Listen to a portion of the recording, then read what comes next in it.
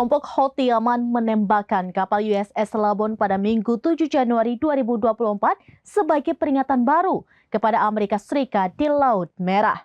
Peringatan Houthi kali ini sebagai tanda dibukanya pertempuran baru mereka dengan Amerika Serikat.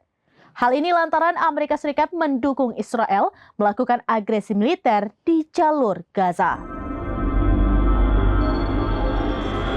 Kelompok Houthi Yaman mengeluarkan peringatan baru pada kapal perang Amerika Serikat di Laut Merah. Peringatan ini dilakukan setelah sebelumnya serangan drone Houthi berhasil menghancurkan kapal perang Amerika Serikat. Houthi Yaman mengeluarkan peringatan terbaru dan membuka pertempuran baru mereka dengan Amerika Serikat. Houthi menyebut pertempuran dengan Amerika Serikat sudah dimulai sejak kelompok Yaman itu menyerang kapal perang Amerika Serikat dengan drone mereka pada Minggu 7 Januari 2024. Presiden Dewan Politik Tertinggi Houthi menegaskan bahwa niat Amerika Serikat membantu Israel akan dibalas dengan dukungan penuh Houthi Yaman membantu Gaza. Amerika Serikat dalam keterangannya juga membenarkan bahwa Houthi meluncurkan drone ke kapal perang USS Labon. Sebagai balasan, Amerika Serikat mengklaim menembak jatuh drone tersebut.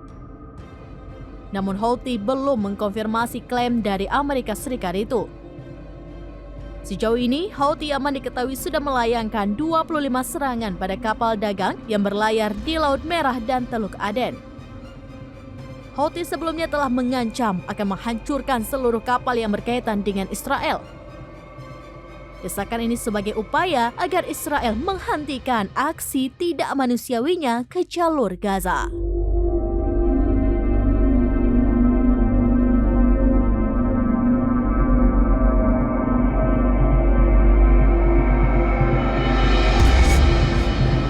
Demikian informasi terkini Syederalun. Saksikan terus beragam informasi lainnya. Coba like dan share seluruh akun serambinews.com.